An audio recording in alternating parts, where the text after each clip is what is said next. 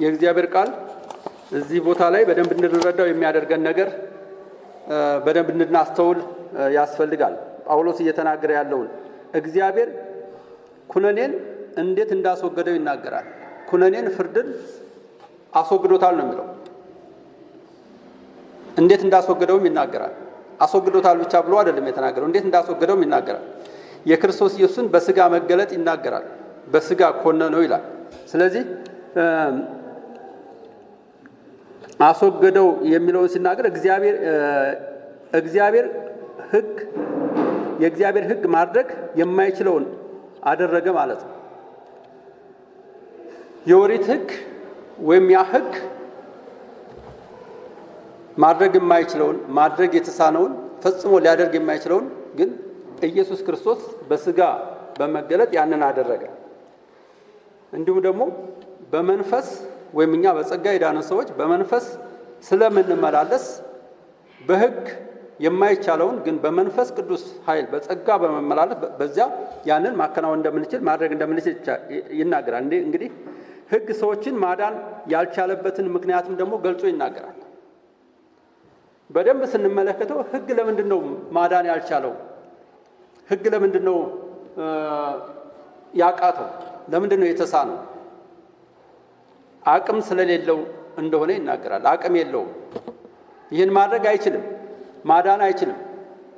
ወይንም ይህንን መንፈሳዊ ሕይወት እንድንራመድ ወይም በመንፈሳዊ ሕይወት እንድንንቀሳቀስ በመንፈሳዊ ሕይወት እንድንመላለስ ሊያደርገን የማይችልበት አቅም እንዳለው ነው የሚናገረው። የሕግ ስራ ትእዛዝን ማስተላለፍ ነው። አድርግና አታድርግ የሚልን ትእዛዝ ማስተላለፍ ነው እንጂ በመንፈሳዊ ሕግ መሰረት እንድንመራ ማድረግ የሚችልበት ምንም አይነት አቅም እንደሌለው ይናገራል። ሕጉ ምንም መፍትሄ የማይሰጥ ስለሆነ መፍትሄውን ግን የሚገኘው በክርስቶስ ነው። ይህ ክፍል እንግዲህ ሕጉ ደካማ በመሆኑ ማዳንም የማይችል ነው።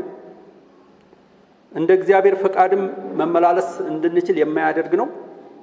ፈጽሞ አቅመ ቢስ ነው፣ ደካማ ነው። አቅሙ በጣም በጣም ዝቅተኛ ነው። ዝቅተኛም ብቻ ሳይሆን ምንም ማድረግ አይችልም። ሕግ ምንም ሊያደርግ አይችልም። ምንም ነገር በስጋ ሕግን መፈጸም አይቻልም። በስጋ ማንም ሰው ሕግን መፈጸም አይችልም።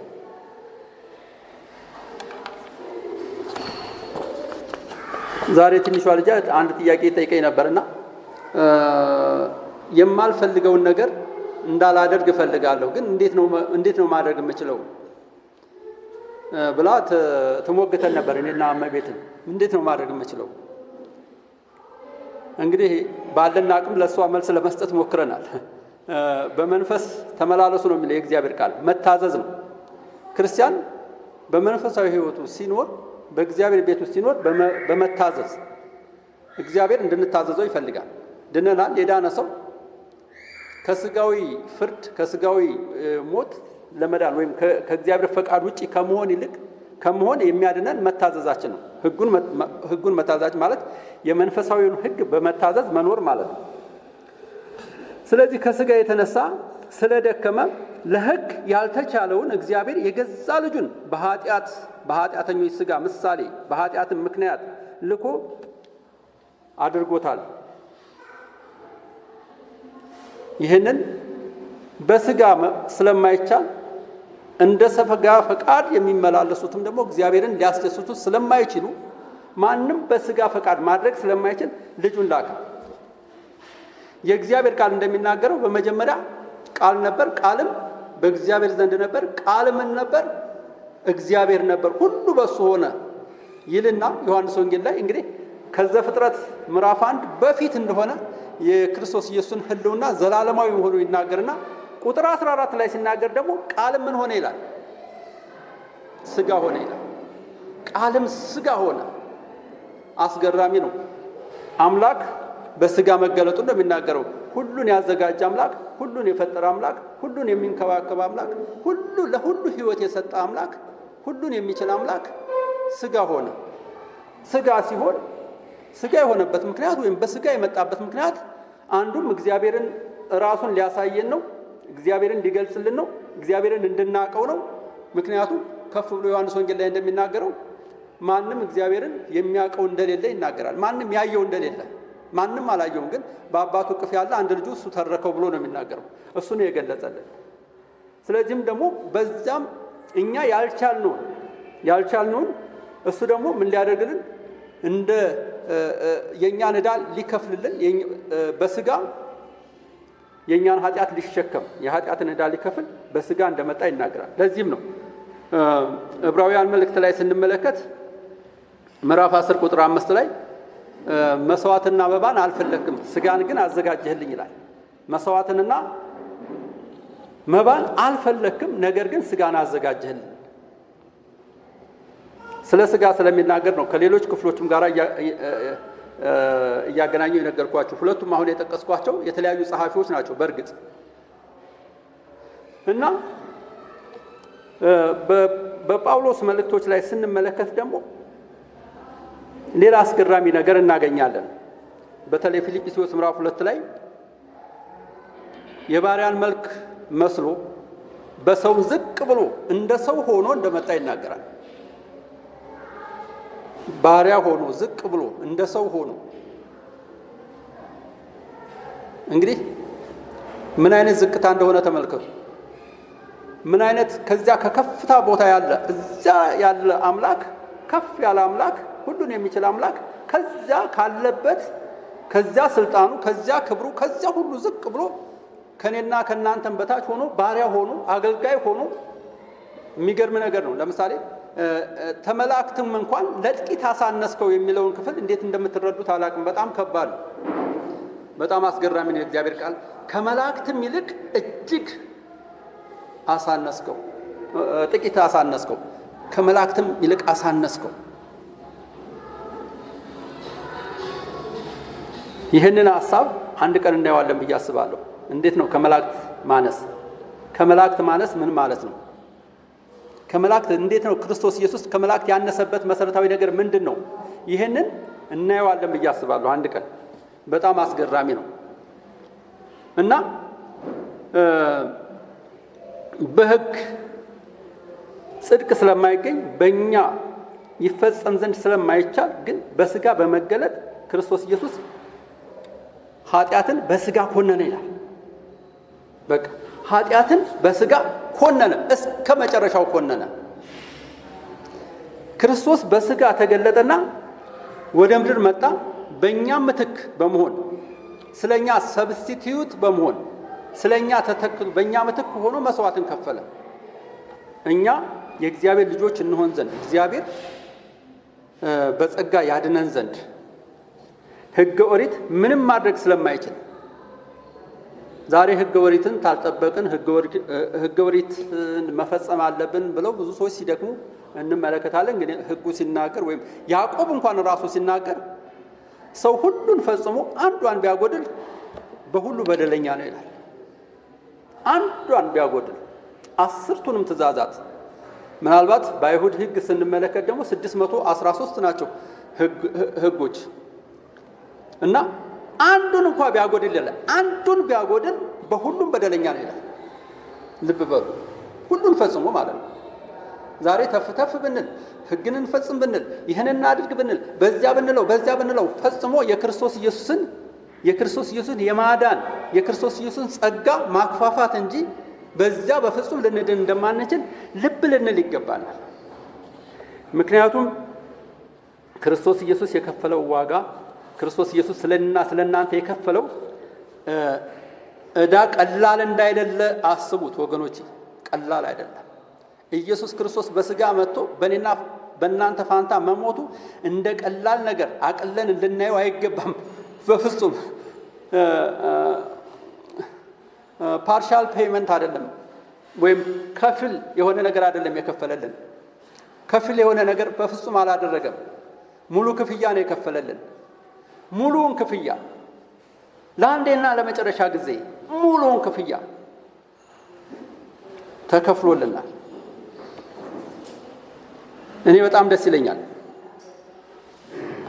አድርግ አታድርግ ፈጽሞ የሰው አቅም የማይችለው ሕጉም የማይችለው ሕጉም እንኳን አድርግ አታድርግ የሚለውን ትእዛዝ መስጠት እንጂ ከዚያ በኋላ ምንም ማድረግ እንደማይችል ይናገራል። አቅመ ቢስ ስለሆነ ማለት ነው።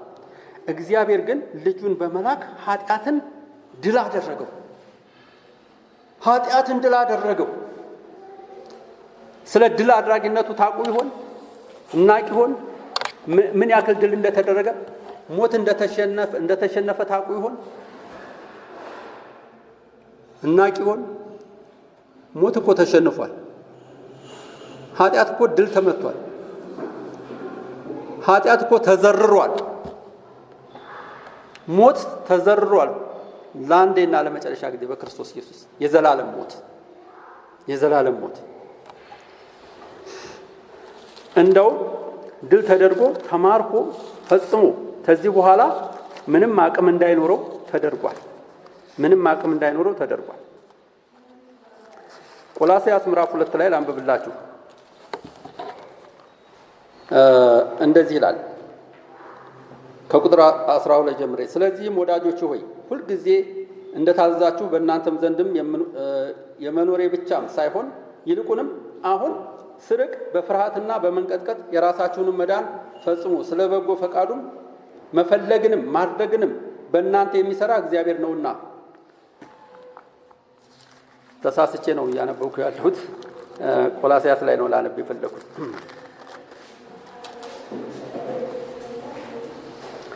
እናንተም በበደላችሁና ስጋችሁም ባለመገረዝ ሙታን በሆናችሁ ጊዜ እርሱ ግን ሕይወትን ሰጣችሁ፣ በደላችሁንም ሁሉ ይቅር አላችሁ። ሊሰመርበት የሚገባ በደላችሁን ሁሉ ምን አላችሁ? ይቅር አላችሁ። በእኛም ላይ የነበረውንም የሚቃወመንንም በትእዛዛትም የተፈጸመውን የዕዳ ጽሕፈት ደመሰሰው። እርሱም በመስቀል ጠርቆ ከመንገድ አስወግዶታል። አለቅነትና ስልጣናትንም ገፎ ድል በመንሳት በእርሱም እያዞራቸው በግልጥ አሳያቸው ይላል።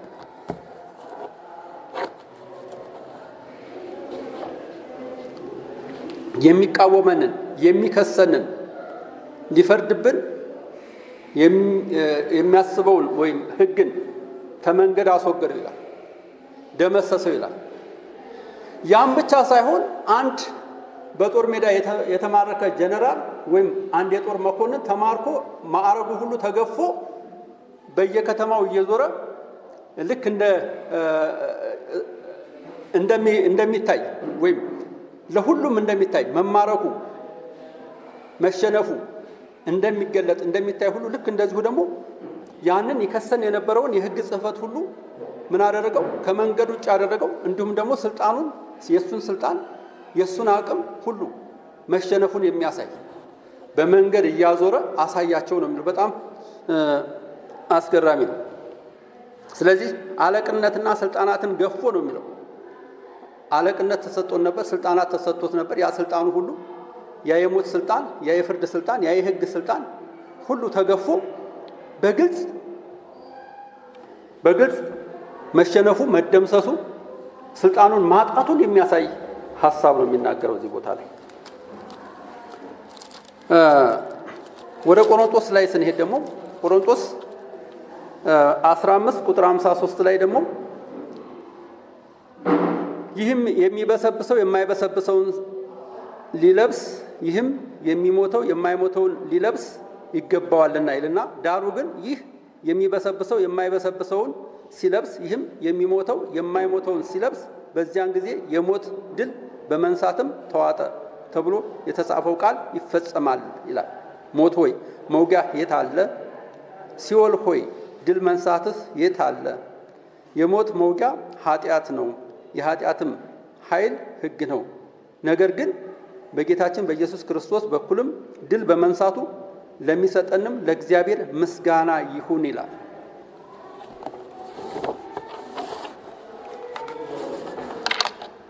አሁን ጽድቅ የሚገኘው ወደ ሮሜ መለስ ብለን ስንመለከት ወደ እያጠናን ወዳለነው ክፍል ስንመለከት ጽድቅ የሚገኘው በጥረታችን እንዳልሆነ ይናገራል። በሰው ጥረት እንዳይደለ በክርስቶስ ኢየሱስ በማመንና በመንፈስ በመመላለስ። ክርስቲያን በመንፈስ መመላለስ አለበት።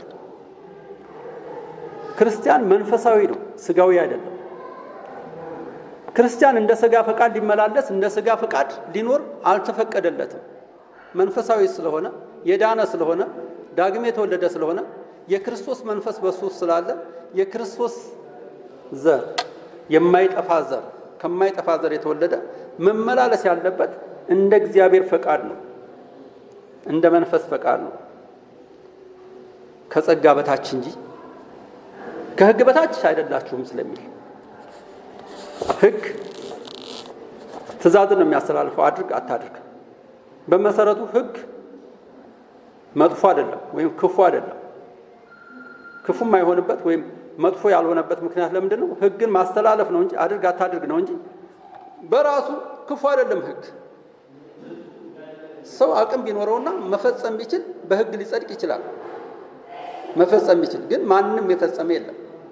ለዚህ ነው ሁሉ ኃጢአትን ሰርተዋል የእግዚአብሔርም ክብር ጎድሏቸዋል በኢየሱስ ክርስቶስ በሆነው ቤዛነት በኩል እንዲያው በጸጋው ይጸድቃሉ የሚለው ለዚህ ነው። ማንም ሰው ሊፈጽም ስለማይችል ማንም ሰው ሕግን መፈጸም የሚችልበት አቅምና ስልጣን ስለሌለ፣ ነገር ግን በክርስቶስ ኢየሱስ በማመን ብቻ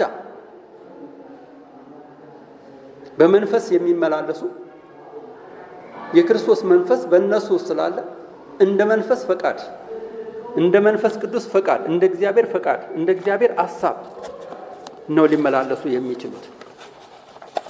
ያ ነው የተፈቀደላቸው ለክርስቲያን ወገኖች። ለኛ ምትክ በመሆን ጌታ ኢየሱስ ክርስቶስ በመስቀል ላይ ስለሞተ ዛሬ እኛ መንፈሳዊ ሰዎች ነን። ባሮጌው ባህሪ ውስጥና ባሮጌው ኩነኔ ውስጥ ያለን ሰዎች አይደለም። ሕጉ ክፉ ስለነበረ አይደለም ይህን ሁሉ ይል የነበረው።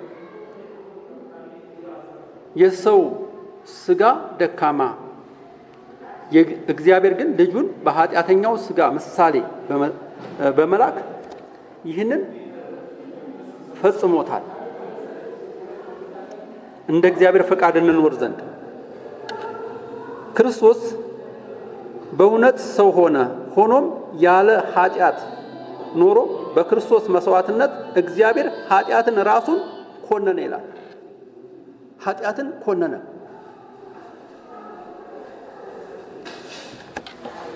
ይህን ስላችሁ ሳምንት ዕለት ሳልደርስበት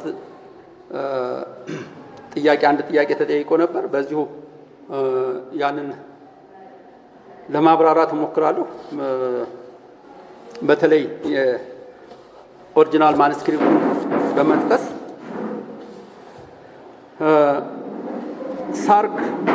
ሳርክና ሶማ የሚባል ሁለት የግሪክ ቃሎች እንዳሉ በዚሁ ክፍል ላይ የሚጠቀሱ ሐሳቦች አሉ። በተለይ እዚህ ቦታ ላይ የሚናገረው ሳርክ ነው። ሳርክ ስጋ በማለት እዚህ ቦታ ላይ በሮሜ 8 ውስጥ ብዙ ጊዜ ተጠቅሷል። እንደውም በርካታ ጊዜ ተጠቅሷልና ነገር ግን ትርጉሙ የሚያመለክተው ቃል በቃል የሚያሳየው አካልን ሳይሆን ይህን የለበስነውን አካላችንን ሳይሆን ይህንን ብቻ ሳይሆን በእርግጥ በሰዎች ውስጥ የሚኖረውን ክፉ ምኞት፣ ክፉ ሐሳብን፣ ያንን አሮጌውን ተፈጥሮ መንፈሳዊ ያልሆነ ስጋዊ ተፈጥሮን ለመግለጽ ነው እዚህ ቦታ ላይ የተጠቀሰው። ያንን ነው የሚያሳየው። ስለዚህ ስነ መለኮታዊ ትርጉሙ የሚያመለክተው የሰውን መውደቅ ወይም ሰው ከወደቀ በኋላ በሰዎች ውስጥ ያለውን ባህሪ ነው የሚያሳየው። የወደቀውን ባህሪ ይህን በኃጢአት ምክንያት የወደቀውን ባህሪ የሰዎችን ባህሪ የሚያሳይ ነው እንጂ ይህን የለበስነውን ስጋ እንዳይደለ ነው የሚያሳየው ሳርክ የሚለው ማለት ነው። ሶማ ማለት ግን አካልን ነው። ይህን አካል በነገራችን ላይ ይህ ስጋችን በምንም መንገድ ክፉ ነው ልንለው ማንችለው፣ ደግ ነው ልንለው ማንችልም። ስጋችን እኛ እንደመራኑ ወይም በውስጣችን ያለው ስሜት በሚመራው መንገድ ነው የሚንቀሳቀሰው።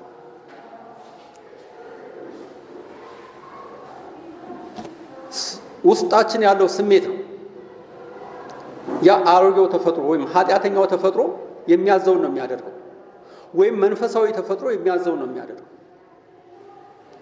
አንዳንድ ሰዎች ባለመብላት ባለመጠጣት ይህን ስጋችንን ማድከም አለብን በቃ ምክንያቱም ኃጢአት እንዳንሰራ የሚያደርገን ያ ነው ብለው ያስባሉ። ግን ቆላስይስ ላይ ስንመለከት ደግሞ ብንበላም ባንበላም ብንጠጣም ባንጠጣም ምንም አይጠቅምም።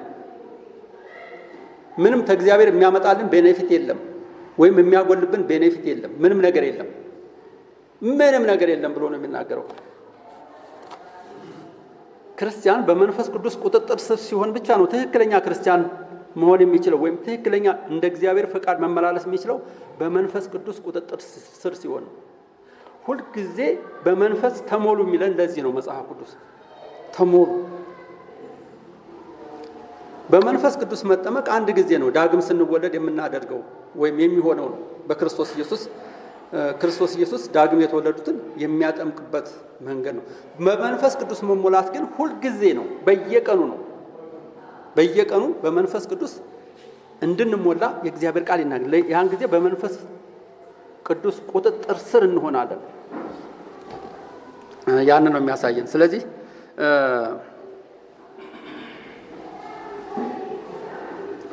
ስለ መንፈሳዊ ነገር ወይም ፕኒውማ የሚለው መንፈስ ቅዱስን ነው የሚናገረው። እዚህ ቦታ ላይ ስለ መንፈስ ቅዱስ ነው አሁንም እዚህ ቦታ ላይ እየተናገረ ያለው። ምን ማለት ነው? መንፈስን ነው። መንፈስን ስንል ስለ መንፈስ ስናስብ እርክስት መንፈስ አለ፣ ቅድስት መንፈስ አለ፣ ወይም ቅዱስ መንፈስ አለ፣ ወይም እርኩስ መንፈስ አለ።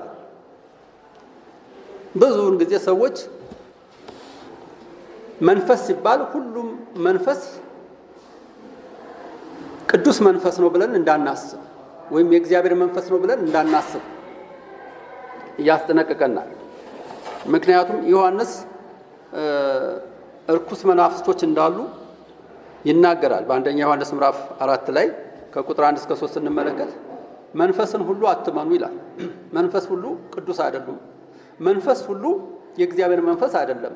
መንፈስ ሁሉ ተእግዚአብሔር የሆኑ ሰዎች የሚናገሩት አይደለም። ስለ ሐሰት አስተምሮትም ጭምር ነው የሚናገረው በእርግጥ እዚያ ቦታ ላይ። ስለዚህ መንፈስን ሁሉ አትመኑ ይላል። እዚህ ቦታ ላይ ግን የሚናገረው መንፈስ የሚለው ቅዱሱን መንፈስ የእግዚአብሔርን መንፈስ እንደሆነ ይናገራል እና በዚሁ ክፍል ላይ ብቻ ከ20 ጊዜ በላይ ተጠቅሷል። ስለዚህ እዚህ ቦታ ላይ እያነጻጸረ የሚነግረን ምንድን ነው? በተለይ ኖሞስ የሚለውን ወይም ሕግን የኦሪትን ሕግና ወይም ያንን ሕግና እንደገና ደግሞ መንፈስ የሚለውን ይህን የእግዚአብሔር መንፈስ እያነጻጸረ ነው የሚናገረው። ሕግ የሕይወት መንፈስና የኃጢአተኛ የሞት ሕግ ተብሎ ተተርጉሟል። በዚህ ቦታ ላይ ይሄ ገዥነትን ወይም አድርግ አታድርግ የሚለውን የሚያሳይ ነው። ይህን ትእዛዝ ነው የሚገልጸው። ስርዓትን መፈጸም ማድረግን በብሉይ ኪዳን ያለውን ስርዓት በአዲስ ኪዳን ይህን ሁሉ ከተፈጸመ በኋላ በጸጋ ክርስቲያኖች እንዲድኑ ከመደረጉ በፊት የነበረውን ሕግ ስንመለከት አሁንም አይሁዶች ወይም የጁሽ ሕግን በሶስት ይከፍሉታል። የሥነ ምግባር ሕግና የሥርዓታዊ ሕግ እንደገና ሲቪል ሎ በማለት ከፋፍለውታል። ይሄ መመሪያቸው ነው ለነሱ እና ያንን ሕግ እንግዲህ እንዳፈጻጸሙ ይተረጉሙት ወይም ሊተገብሩት የሚችሉበትን መንገድ ነው የሚያሳየው። እኛ ግን በጸጋ ሕግ እንድንመላለስ ነው መጽሐፍ ቅዱስ የሚነግረን። እንደ ጸጋ ፈቃድ በተለይ ቁጥር 5 እና 8 ስንመለከት እዚህ ላይ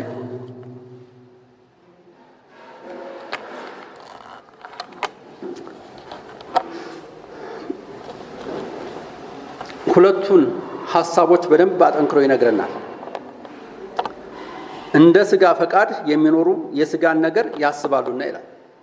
እንደ ሥጋ ፈቃድ የሚመላለስ ሥጋዊ ክርስቲያን ሊሆን ይችላል። ሥጋዊ ክርስቲያን ይህ ሥጋዊ ክርስቲያን በመንፈስ ቅዱስ ሁልጊዜ የማይሞላ ማለት ነው። ሁልጊዜ በመንፈስ መመላለስ የማይችል ማለት ነው። እንደ ሥጋ ፈቃድ እንደ ሥጋ ፈቃድ የሥጋን ፈቃድ ያስባሉ። እንደ መንፈስ ፈቃድ የሚኖሩ ግን የመንፈስን ነገር ያስባሉ። ስለ ሥጋ ማሰብ ሞት ነውና፣ ስለ መንፈስ ማሰብ ግን ሕይወትና ሰላም ነው። ስለ ሥጋ ማሰብ በእግዚአብሔር ዘንድ ጥል ነውና፣ በእግዚአብሔርም ሕግ አይገዛምና መገዛትም ተስኖታል። በሥጋ ያሉትም እግዚአብሔርን ደስ ሊያሰኙት አይችሉም ይላል። እንደ ሥጋ ፈቃድ የሚመላለሱ እንደ ሥጋ ፈቃድ የሚመላለሱ ሰዎች ማንም ሰው ቢሆን እግዚአብሔርን ሊያስደስተው አይችልም። እንደ መንፈስ ፈቃድ የሚመላለሱ ግን እግዚአብሔርን ያስደስቱታል። እንደ መንፈስ ፈቃድ የሚመላለሱ ደግሞ ዳግም የተወለዱ ሰዎች ብቻ ናቸው። ይህንን ስል ዳግም የተወለዱ ሰዎች ሥጋዊ ሆነው የሚኖሩ ሰዎች የሉም ማለት አይደለም። ያ ማለት አይደለም። ግን ሁልጊዜ በመዳናቸው ደስተኛ የሆኑ ሰዎች፣ ዳግም በመወለዳቸው የረኩ ሰዎች እንደ መንፈስ ፈቃድ ነው የሚመላለሱት። እንደ ሥጋ ፈቃድ ሳይሆን እንደ መንፈስ ፈቃድ ነው የሚመላለሱት። እነኛ ደግሞ የሥጋን ስራ ነው የሚያስቡት። ስለዚህ እነኚህ ሰዎች ደግሞ ወደዚህ እውነት እንዲመጡ ለእነሱ ደግሞ ክርስቲያን ቢያንስ ያው መጸለይ ወይም ማስተማር ወይም ደቀ መዝሙር ማድረግ ያስፈልገናል ማለት ነው። አእምሯችን የሚያርፍበት ነገር ነው። ዋናው መሰረታዊ ነገር ነው። ሁልጊዜ እኛ ክርስቲያኖች አእምሯችን የሚያርፈው የት ላይ ነው? ሁልጊዜ የምናስበው የትኛውን ነው? እንደ ሥጋ ፈቃድ መመላለስ ነው የምናስበው? የሚቀናን ደስ የሚያሰኘን ያ ነው ወይስ እንደ መንፈስ ፈቃድ? ያንን ልናተኩርበት ይገባል። በሥጋዊ ነገር ላይ ካተኮረ ውጤቱ ሞትና ወይም መንፈሳዊ በረከትን ማጣት ነው። መንፈሳዊ በረከትን ያጣል። መንፈሳዊ ነገር ላይ ማተኮር ደግሞ ውስጣዊ ሰላምና እውነተኛ ሕይወትን እንድናገኝ ያደርገናል ማለት ነው። በሥጋ ያሉት እግዚአብሔርን ስለማያስደስቱት እግዚአብሔርን ለማስደሰት፣ እግዚአብሔርን ለማክበር፣ እግዚአብሔርን ለማገልገል፣ እግዚአብሔር እንዲከብርብን፣ የእግዚአብሔር መንፈስም እንዲረብብብን ከፈለግን ሁልጊዜ እግዚአብሔር የሚደሰትበትን ነገር ነው ማድረግ ያለብን። እግዚአብሔር የሚከበርበትን ነገር ነው ማድረግ ያለብን። ይህንን ነው እግዚአብሔር የሚፈልገው። ሥጋዊ ክርስቲያን እግዚአብሔርን አያስደስተው። ከሥጋዊ ክርስትና ባለፈ እንድንኖር እግዚአብሔር ይፈልጋል። ይህ እንግዲህ አሁን እዚህ ላይ ስንመለከት የኃጢአት ሕግና እንደገና ደግሞ መንፈሳዊን ሕግ እያየን ያለ ነው። የሰው ልጅ ከዘላለም ሞት ወደ ዘላለም ሕይወት ተሻግሮ እንደገና ደግሞ በባርነት በኃጢአት ሕግ ውስጥ መመራት ከፈለገ በጣም አስቸጋሪ ነው። ግን ክርስቲያን መኖር ያለበት እንደ ክርስቶስ ሕግ መኖር እንዳለበት ነው የሚናገረው። እንግዲህ ቁጥር 5 ላይ ስንመለከት ስለ ጉዲፈቻ ነው የሚናገረው። ይቅርታ፣ ቁጥር 4 ማለት ነው። ጉዲፈቻ ወይም ልጅ የሆነ እንግዲህ እንደ እግዚአብሔር ፈቃድ አማኞች ሊፈጽሙት የሚገባውን የእግዚአብሔርን ሕግ በፍቅርና በእውነት በታማኝነት እግዚአብሔር የሚደሰትበትን እግዚአብሔር የሚከበርበትን ማድረግ እንዳለባቸው ይናገራል።